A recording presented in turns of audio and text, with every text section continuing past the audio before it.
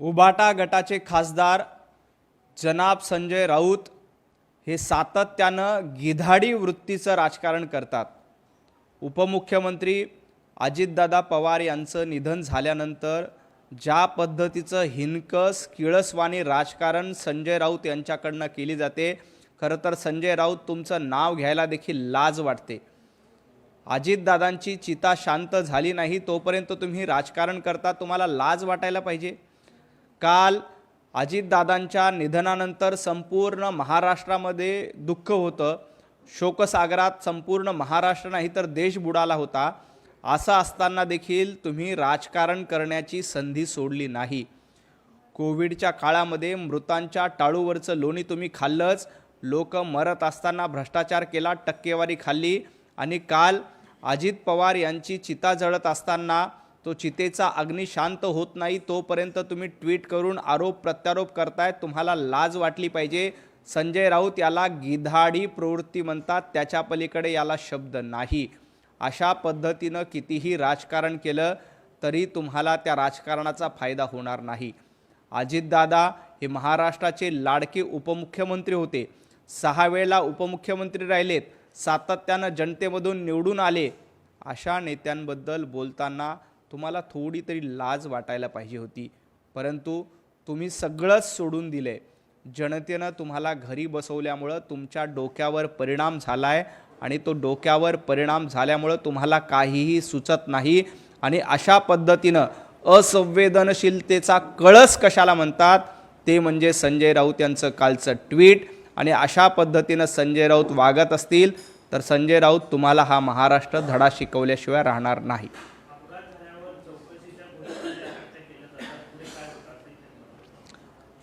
माननीय अजितदादा पवार यांचा अपघात झाल्यानंतर मुख्यमंत्री देवेंद्रजी फडणवीस यांनी केंद्रीय हवाई उड्डाण मंत्री यांना पत्र लिहिलं, त्या पत्राचं उत्तर देखील आले। या सगळ्या प्रकरणाची चौकशीची मागणी स्वतः देवेंद्रजींनी केली। त्या चौकशीनंतर केंद्रीय मंत्रालयाकडनं ती चौकशी करण्याचे आदेश देखील निघालेले आहेत। एवढंच काय तर CIDची चौकशी देखील करण्यात आली आहे। संजय राऊत तुम्हाला नेमकं म्हणायचं काय?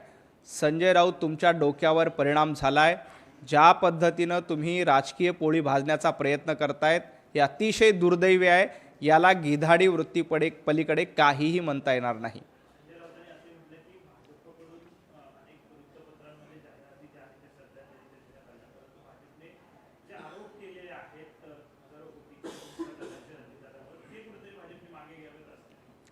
अजितदादा पवार हे NDAचे घटक पक्ष होते। आमच्यासोबत त्यांनी सातत्यानं गेल्या 2.5 वर्षामध्ये भारतीय जनता पार्टी देवेंद्रजी फडणवीस यांच्यासोबत आहेत। देवेंद्रजींचा सख्खा मित्र म्हणून अजितदादा पवार यांचं नाव पुढे येत होतं। असं असताना अजितदादांचं निधन झाल्यानंतर भारतीय जनता पार्टीने त्याची जाहिरात दिली तर संजय राऊत यांच्या पोटात दुखायचं कारण काय? खरं तर मित्र पक्षाला कशा पद्धतीनं वागणूक द्यायची हे भारतीय जनता पार्टीला माहीत आहे। संजय राऊत तुम्ही मित्रांच्या पाठीमध्ये खंजीर खुपसता। देवेंद्रजी फडणवीस हे तुमचे मित्र होते। 2019 साली सत्तेसाठी तुम्ही देवाभाऊंच्या पाठीमध्ये खंजीर खुपसला, पण भारतीय जनता पार्टी आपल्या सच्च्या मित्राला श्रद्धांजली वाहण्यासाठी जाहिरात देत असेल तर संजय राऊत यांनी नाक मोरडण्याचं किंवा त्याबद्दल आक्षेप घेण्याचं काहीही कारण नाही। राहिला प्रश्न सिंचन घोटाळ्याचा, तर या प्रकरणामध्ये न्यायालयीन प्रक्रिया सुरू आहे आणि त्याच्यामध्ये योग्य वेळी योग्य ते निर्णय कोर्टाच्या वतीनं चौकशी समितीच्या वतीनं घेतला जाईल। काल संपूर्ण महाराष्ट्र शोकसागरात असताना सिंचन घोटाळ्याचं नाव एकाही माणसाच्या तोंडावर नव्हतं। त्या सिंचन घोटाळ्याची आठवण करून देण्याचं पाप कोणी केलं असेल तर संजय राऊत तुम्ही केलं। प्रत्येक घरात माणूस अजितदादांच्या निधनानंतर रडत असताना तुम्ही सिंचन घोटाळ्याची जाणीवपूर्वक लोकांना आठवण करून देत होतात। तुम्हाला अजितदादांची बदनामी करायची होती का? तुम्हाला जाणीवपूर्वक अजितदादांची बदनामी करण्यासाठी सिंचन घोटाळा उकरून काढायचा होता का? सिंचन घोटाळ्यामध्ये अजितदादांवर आरोप झाले, त्यावर चौकशी समिती सुरू आहे, न्यायालयीन प्रक्रिया सुरू आहे आणि योग्य वेळी अजितदादांना त्याच्यात निश्चितपणे न्याय मिळेल आणि सिंचन घोटाळ्यामध्ये जे काही आरोप होते त्यातनं अजितदादा सही सलामत बाहेर सुटतील याच्यामध्ये देखील शंका नाही। परंतु राजकारण करण्यासाठी तुम्ही कालचाच दिवस का निवडला? अजितदादांच्या चितेचा अग्नी शांत होत नाही त्याच्या आधी तुम्ही ट्विट केलं, तुम्हाला लाज वाटायला पाहिजे. काल महाराष्ट्रातल्या प्रत्येक घरामध्ये, प्रत्येक कुटुंबामध्ये दुःख होतं, लोकांचे अश्रू अनावर होत होते. असं असताना तुम्ही दादांची बदनामी करण्याच्या हेतूनेच सिंचन घोटाळ्याचं नाव काढलं. 2 दिवस कुठल्याही माणसांच्या तोंडावर सिंचन घोटाळ्याचं नाव नव्हतं, त्याबद्दल लोक चर्चाही करत नव्हते. परंतु तुम्ही जाणीवपूर्वक दादांची बदनामी झाली पाहिजे, कुटुंबांना त्रास झाला पाहिजे. त्या कुटुंबावर काय बेतलं होतं संजय राऊत त्याची कल्पना करा. ज्या कुटुंबामध्ये कर्ता पुरुषाचं निधन होतं, त्या कुटुंबावर, त्या मुलांवर, त्या शरद पवार साहेबांवर काय बेतला असेल याचा विचार देखील तुम्ही केला नाही. एवढी संवेदना देखील तुम्ही बाळगली नाही. तुम्हाला राजकारण करण्यासाठी 360 दिवस शिल्लक होते. तुम्ही 4-5 दिवस राजकारण केलं नसतं तर काही बिघडलं नव्हतं. 2 दिवस ट्विट केलं नसतं तर काही बिघडलं नसतं. तुम्हाला पुढचे 360 दिवस राजकारण करण्यासाठी आहेत आणि तुम्ही केलेल्या राजकारणाला जशास तसं उत्तर देण्यासाठी देखील भारतीय जनता पार्टी आणि आम्ही समर्थ आहोत. परंतु तुम्ही जो दिवस निवडला, जी वेळ निवडली, ती वेळ ही गिधाडी प्रवृत्तीची आहे. लोकांच्या मरणाची वाट बघायचं आणि त्या मरणावरचं लोणी खाण्याचा प्रयत्न, ज्या पद्धतीनं तो गिधाड वाट बघत असतो लोकांच्या मरणाचा, आणि त्या मेल्यानंतर त्या प्रेत खाण्यासाठी गिधाड ज्या पद्धतीनं डोळे लावून बसलेला असतो, अगदी तशाच पद्धतीनं संजय राऊत तुम्ही वेळ निवडली. ही वेळ तुम्ही निवडली, पण याचं उत्तर वेळीच महाराष्ट्र तुम्हाला देईल.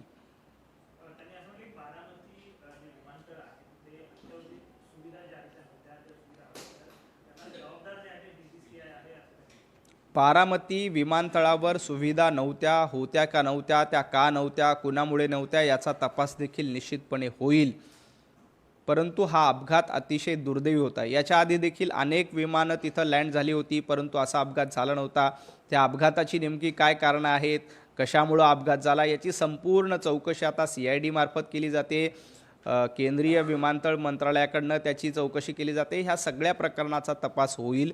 त्यामध्ये तांत्रिक कारण होतं का वेगळ्या कारणामुळे अपघात झाला, या सगळ्या प्रकरणात चौकशीमधनं बाहेर येईल.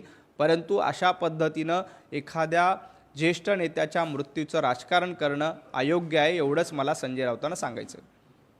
केंद्रीय अर्थमंत्री निर्मला सीतारामन यांनी लोकसभेत आर्थिक सर्वेक्षण अहवाल मांडला आणि अहवालात असं म्हटलंय की ज्या लाडक्या बहिणी योजना सुरू आहेत राज्यामध्ये, त्यामुळे कुठेतरी राज्याचं आर्थिक संतुलन जे आहे ते बिघडल्याचे. महाराष्ट्र अतिशय सक्षम आणि प्रगत राज्य आहे. लाडक्या बहिणीमुळे महाराष्ट्राच्या तिजोरीवर ताण येत असला तरीही महिला सक्षमीकरणाचं मोठं पाऊल महाराष्ट्रामध्ये उचललं जातं आहे. महिला स्वयंपूर्ण होत आहेत, त्या पायावर उभं राहत आहेत. त्यामुळं लाडक्या बहीण योजनेचा तिजोरीवर ताण येत असेल तरी महिलांच्या सक्षमीकरणामध्ये, महिला स्वावलंबी होण्यामध्ये त्याचा उपयोग होतो.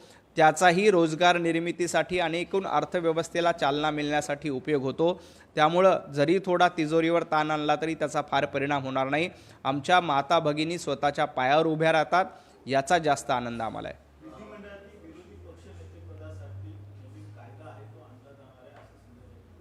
खरं तर विधिमंडळामध्ये विरोधी पक्षनेतेपद न देण्याचं काम महाराष्ट्रातल्या जनतेनं केले.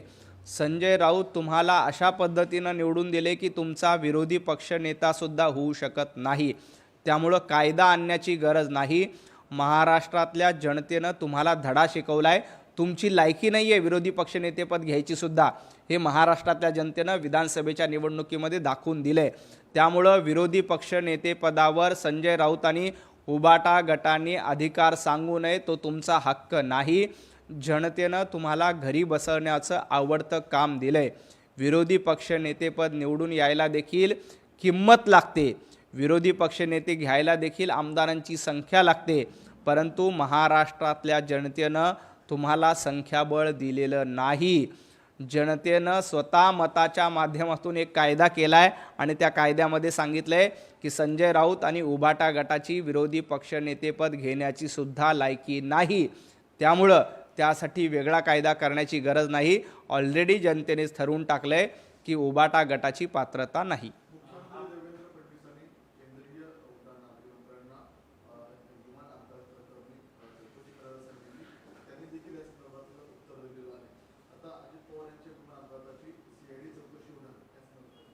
नाही, केंद्रीय विमानतळ मंत्रालय चौकशी करेल, CIDच्या मार्फत चौकशी होईल, आणखी कुठली पाहिजे असेल तर त्या सगळ्या चौकशी होतील.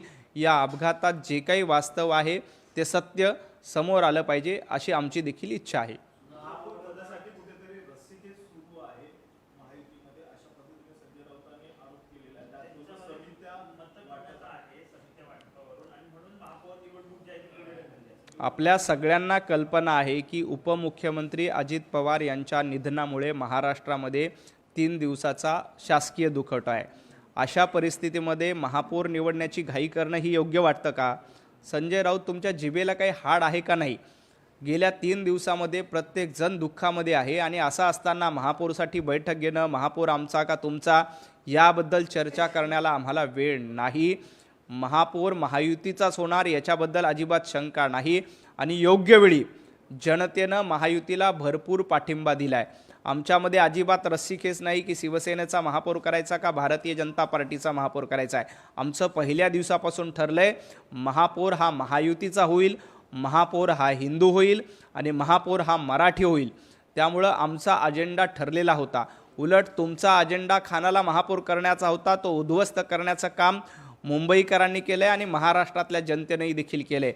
गेल्या 3 दिवसात ज्या घटनाक्रम झाले त्याच्यामुळं या सगळ्या प्रक्रियेला उशीर होतोय आणि योग्य वेळी पुढच्या आठवड्यामध्ये त्याबद्दलचा निर्णय माननीय मुख्यमंत्री देवेंद्रजी फडणवीस, एकनाथजी शिंदे बसून घेतील. संजय राऊत यांनी महापौर निवडीबद्दल बोलू नये, कारण जनतेनं तुम्हाला तेवढी मतं दिली नाहीत, जनतेनं तुम्हाला तेवढे नगरसेवक निवडून दिलेले नाहीत. अकोल्यामध्ये भाजपनी आपली सत्ता राखलेली आहे. एकूणच अकोल्यामध्ये पहिला भाजपचा महापौर बसलेला आहे. शारदा खेडकर यांची निवड झालेली आहे. नाही, वेगवेगळं अकोल्यातच नाही तर जवळपास 25 महापालिकेमध्ये शिवसेना आणि महायुतीचा महापौर बसेल. 29 पैकी 25 ठिकाणी महायुतीला स्पष्ट बहुमत जनतेने दिले. त्यामुळं वेगवेगळ्या शहरामध्ये पुढच्या 10-15 दिवसामध्ये भारतीय जनता पार्टी आणि महायुतीचा महापौर होताना आपल्याला बघायला मिळेल. संजय राऊतांनी असंही म्हटलंय की दावोसवरून मोठ्या प्रमाणात करार केले, लाखो कोटी रुपये जे आहेत ते मुंबईतून आलेले आहेत आणि त्याची मोजदाद सध्या सुरू आहे. दावोसमध्ये कसे करार केले जातात आणि दावोसमध्ये केलेल्या कराराचे पैसे आणले जातात का, ते मोजले जातात का, याची माहिती देखील संजय राऊतांना नाही आहे. दावोसमध्ये देवेंद्रजी फडणवीस यांनी जवळपास 40 लाख कोटीची गुंतवणूक आणलेली आहे. ती गुंतवणूक असते आणि ती पुढच्या 5 वर्षासाठी 7 वर्षासाठी आणलेली असते. आदित्य ठाकरे जेव्हा दावोसमध्ये गेले होते तेव्हा त्यांनी नेमके किती पैसे आणले होते? त्या पैशाची मोजणी मंत्रालयामध्ये केली होती का संजय राऊत मातोश्रीमध्ये केली होती का भांडूपमधल्या तुमच्या घरी येऊन आदित्य ठाकरेंनी केली होती? याचं उत्तर आधी महाराष्ट्राला द्या. आदित्य ठाकरे देखील दावोसमध्ये कुठलेही अधिकार नसताना गेले होते. आदित्य ठाकरे ना उद्योगमंत्री होते, ना महाराष्ट्राचे मुख्यमंत्री होते, ना उपमुख्यमंत्री होते, तरीही आदित्य ठाकरे दावोसला गेले. मग दावोसमधनं त्यांनी काहीतरी 80,000 कोटीची गुंतवणूक आणली होती. त्यावेळेला आणलेले पैसे नेमके आदित्य ठाकरेंनी भांडूपच्या गाढव नाक्यावर बसून मोजले होते का मंत्रालयात बसून मोजले होते का मातोश्रीवर बसून मोजले होते? याचं उत्तर आधी संजय राऊतांनी महाराष्ट्राला द्यावं आणि मग इतरांवर टीका करावी. अजितदादांच्या गाण्यानंतर राष्ट्रवादीच्या एकत्रीकरणाची चर्चा सुरू झाली. अजितदादांनी जवळपास 14 बैठका घेतल्या होत्या आणि याची माहिती भाजपच्या वरिष्ठ नेतृत्वाला देखील दिल्याचं आता पाहतो. खरं तर अजितदादांची राष्ट्रवादी आणि शरद पवारांचा राष्ट्रवादी गट एकत्र येणार का नाही याबद्दल चर्चा करण्याची ही योग्य वेळ नाही. अजितदादा यांचा संपूर्ण पक्ष राष्ट्रवादी पक्ष हा भारतीय जनता पार्टी महायुतीचा घटक पक्ष आहे आणि शरद पवार साहेबांचा पक्ष हा महाविकास आघाडीचा घटक पक्ष म्हणून कार्यरत होता. या प्रसंगामध्ये अजितदादांची राष्ट्रवादी आणि शरद पवारांचा राष्ट्रगट एकत्र येणार का नाही येणार याचा निर्णय आज होणार नाही. त्याबद्दलची चर्चा करण्याची देखील ही वेळ नाही आहे. संपूर्ण पवार कुटुंबावर दुःखाचा डोंगर कोसळलेला आहे. अशा परिस्थितीमध्ये या राजकीय चर्चा करणं योग्य नाही. चर्चा करण्यासाठी आपल्याला 360 दिवस शिल्लक आहेत. त्यावेळेला आपण चर्चा करू. हा दुःखाचा प्रसंग आहे, एवढं चर्चा करणाऱ्याने देखील लक्षात ठेवलं पाहिजे.